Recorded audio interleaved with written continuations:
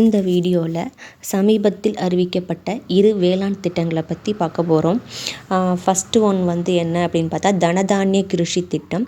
இரண்டாவது பருப்பு உற்பத்தி தற்சார்பு திட்டம். இந்த 2 திட்டங்களையும் டெல்லியில் உள்ள இந்திய வேளாண் ஆராய்ச்சி நிறுவனத்தில் நடைபெற்ற சிறப்பு வேளாண் நிகழ்ச்சியில் பிரதமர் நரேந்திர மோடி அவர்களால் இவ்விரு திட்டங்களும் தொடங்கி வைக்கப்பட்டது. தனதானிய கிருஷி திட்டம் அப்படிங்கிறது என்னென்னா,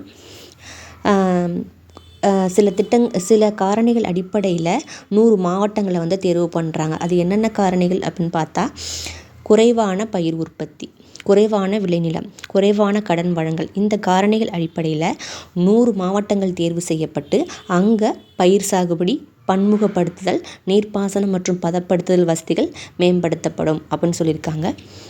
விவசாயிகளுக்கு கடன் வசதிகள் கூட வழங்கப்பட இருக்குது. இத்திட்டம் வந்து 2030 to 31 வரைக்கும் செயல்படுத்தப்படும் அப்படின்னு சொல்லியிருக்காங்க. ஸ்க்ரீனில் தெரியுது அந்த ஸ்லைடில் வந்து பிரதான் மந்திரி தனதானிய கிருஷி யோஜனாவோட பலன்கள் கொடுத்துருக்காங்க.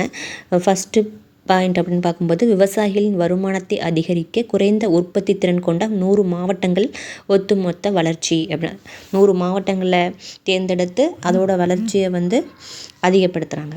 அடுத்து, ஒவ்வொரு வயலுக்கும் நீர்ப்பாசனம் செய்யப்பட வேண்டும். ஒவ்வொரு பயிரும் பன்முகப்படுத்தப்பட வேண்டும். விவசாயிகளுக்கு கடன் மற்றும் சேமிப்பு வசதிகளை எளிதாக அணுகுவதை உறுதி செய்ய வேண்டும். அடுத்த பலன், விவசாயிகளுக்கு நேரடி பலன்களை உறுதி செய்ய பல்வேறு திட்டங்களை ஒருங்கிணைத்தல். திட்டத்தோட மதிப்பு அப்படின்னு பார்க்கும்போது 24,000 கோடி மதிப்பில் தனதானிய கிருஷி திட்டம் தொடங்கப்பட்டிருக்கு. அடுத்த திட்டம் பருப்பு வகைகளில் ஆத்ம நிர்பர்தா மிஷன், அதாவது தற்சார்பு திட்டம். பருப்பு உற்பத்திகளில் தற்சார்பு திட்டம். அதோட மதிப்பு வந்து 11,440 கோடி மதிப்பீட்டில் இந்த திட்டம் தொடங்கியிருக்காங்க. இது என்ன அப்படின்னு பார்க்கும்போது, உலக அளவில் அதிக பருப்பு உற்பத்தி செய்யும் நாடுகளில் வந்து இந்தியா ஒன்றா அப்படி இருந்த போதிலும், இந்தியா தனது தேவையை பூர்த்தி செய்கிறதுக்கு வந்து இறக்குமதியை தான் சார்ந்திருக்கு.